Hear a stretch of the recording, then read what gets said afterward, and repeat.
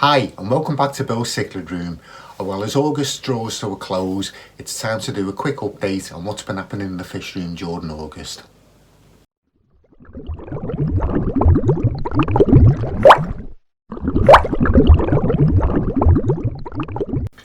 August has been a busy month for breeding in the fish room for me this month. The Chocolate Cichlds, if you see my video from a couple of weeks ago, the Chocolate Cichlds, I managed to get some fry off those. This is the pair here. I'll just show you the fry. So this is the fry that I managed to pull off them this time. So hope you agree, there's more than 4 this time, so hopefully we should be able to grow some of these out. Not quite sure how many there are in there. There's a load in the back over there as well. There's probably 70 or 80, maybe even as many as 100 in there. But yeah, really pleased that I've managed to get some of those. And it's also given me a chance to try out the essential first fry food from Cloverleaf, which is a really fine flake food, it looks like. But yeah, the fish have been doing really well on it. So I've been feeding the chocolate fry on that, and the minor eye fry, so they're doing really well on it as well. So they're growing on quite well. This tank, so this has got the Geophagus tapajas redheads in there, a load of cutter eye growing on. The bow court eye, they're still doing well in here. But yeah, it does look really busy this. Yeah, looking forward to the auctions in a couple of months where I can actually try and move some of these on. Yeah, there's quite a few cutter eye in there, as you can probably see.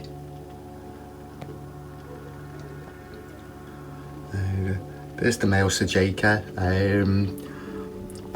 Yeah, so he's doing better in there in the bigger tank.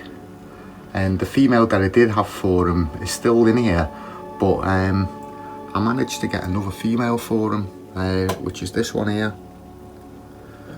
So I got this one over the weekend, which looks in much better shape than the one that I had. She is in here somewhere, but trying to spot her in amongst all these fish is quite difficult. Yeah, there she is. Yeah, so she's not grown that well. She doesn't look that well for me, really. But yeah, so he's got a choice of 2. So eventually, when I managed to thin out some of the tanks and I put them in a proper breeding tank for them, hopefully they will breed for me. Nicaragua Gwen's fry, they're coming on quite well, so they're almost ready for size now.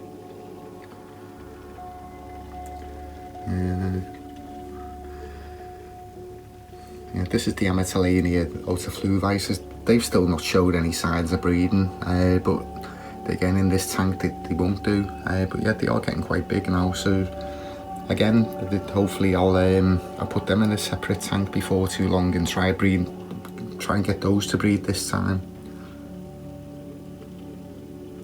Yeah, so there's one of the bow court eye. Yeah, so I've still got the group of 4 of those. Yeah, it is really busy, this tank. Yeah, so the pollinate did it again. Got my hopes up the other week. I wasn't really ready for it, but yeah, they actually spawned again. And the next day all the eggs had gone. So I think what I'll do next time, I'll actually try taking the eggs off them. And I'll try and raise those. Hopefully they won't fungus, but yeah, I'll try them separately and try and raise those up by themselves. It's one of those things now where, because they've done it so many times, I'm determined to actually to get some fry off them. Yeah, so I've left the pair in the tank. The divider's still in there, so yeah, if she's feeling threatened, she does go under there, so she can't get away from him. But she's actually being quite sneaky. What she does is she waits me to feed her, and then she leaves all her food and comes over the other side. So when I feed him, she gets half of his food as well. It is amazing when they're not in breeding condition, particularly the female, they actually do go different colours. And then when they are getting ready to breed, like she'll go the same jet black as he does. Yeah, no change in the Costa Rican tank. Yeah, there's the one tuber I've got left. It's actually growing up quite nicely, that one. The Phryctes passionis, the F1s and the Nicaraguenses.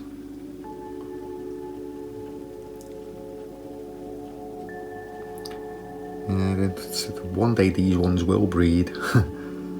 Yeah, so sort of looking at it, I'm not sure whether there's 2 males and 2 females, or 1 male and 3 females.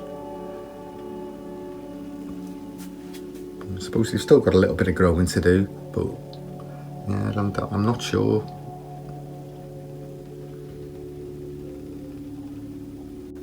Yeah, the Parachomus lewisellii, they're still growing on quite well.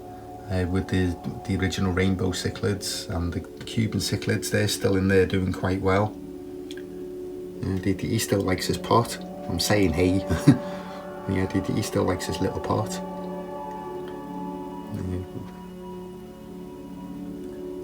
The rainbow fish, the male, he's desperate to breed, but I think it's with the lewisellii in there is actually stopping him from doing it.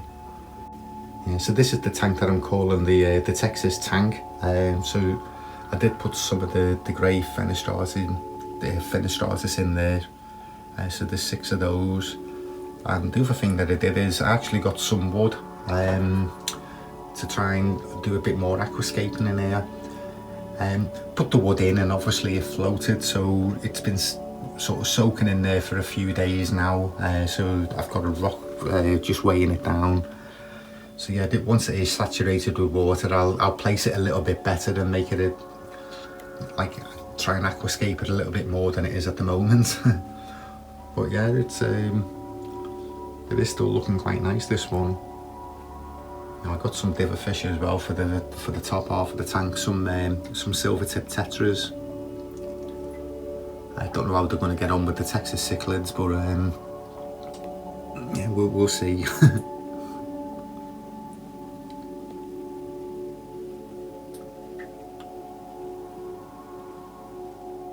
I've actually picked up another pair of fish there during the last couple of weeks as well. It's another pair of the Parachomus lewisellii, but this is a male and a female, so that's actually the female. So yeah, she's in the tank with the Neotropilus and the Cuteri. So it looks like the Neotropilus are ready to start spawning again.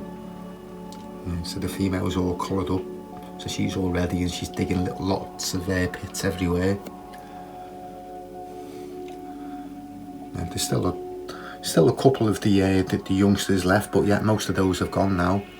So yeah, that's the female, and the male's took to hiding under this bogwood. So yeah, let's see whether we can get him out.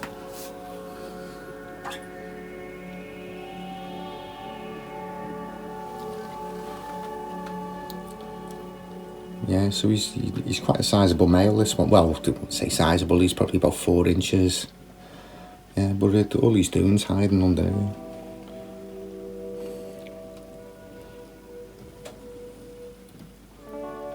Yeah, so you can see the patterns in them. So yeah, just waiting for them to come out. So,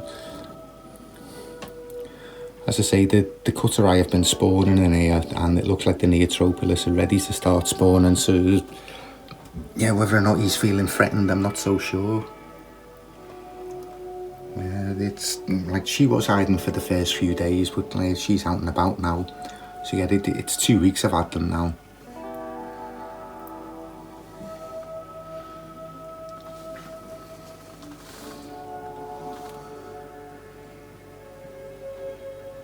Yeah, so there's still a load of fry of the Cuteri in there if you can just make them out.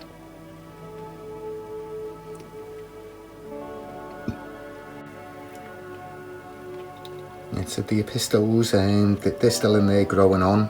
I actually got a pair of green swordtails for this tank over the weekend.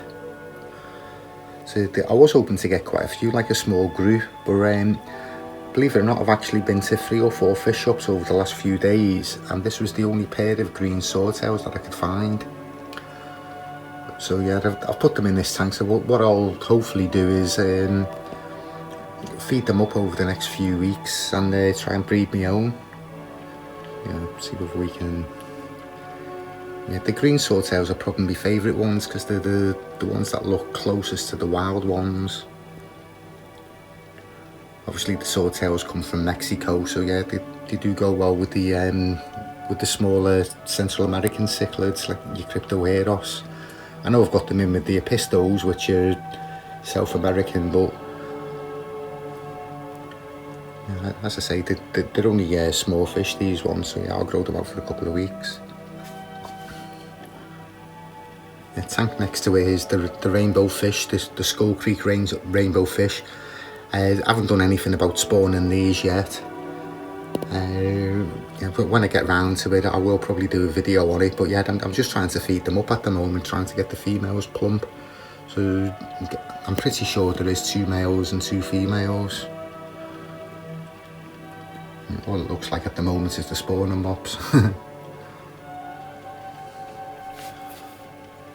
The Salvini fry that I've had for a couple of weeks now, so they're growing on quite nice. There's still 7 of those in there somewhere.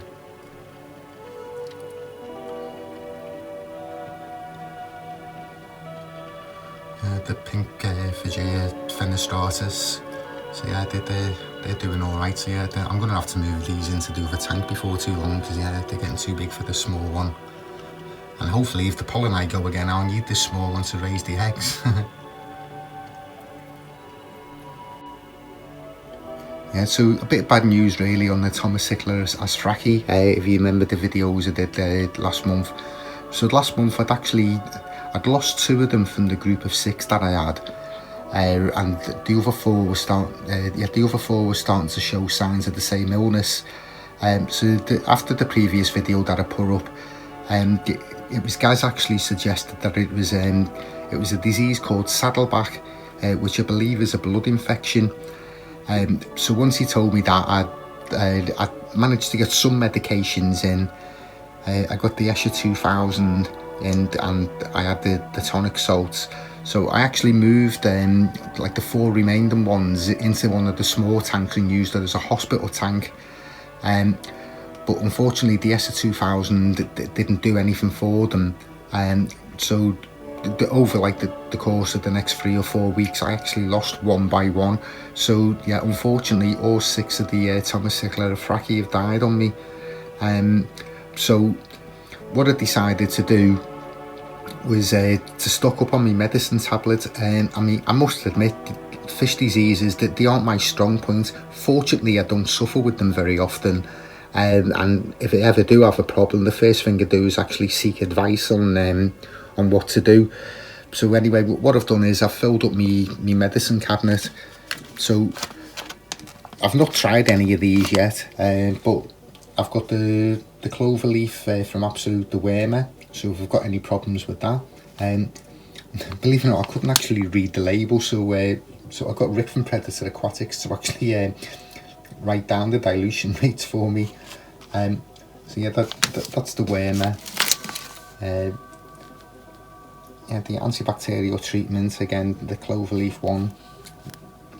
So he's wrote on it the instructions. I've got some methylene blue. So what I'll probably do, the cutter eye, if I get the eggs off those, I'll put a couple of drops in this in one of the small tanks to stop them going fungus and see how I get on with those. Again, the Kingfisher disease clear. So yeah, I think I've also got the white spot treatment and the Escher 2000 and the tonic salt. So yeah, hopefully if I do get anything else in the future, I'm well covered with my medicine cabinet now, which is a lot better than what I had to start with, which was just the tonic salt. Thanks for watching. I hope you enjoyed the video. Don't forget to hit the subscribe button, the like button, leave a comment, all those things, and I'll see you all next time.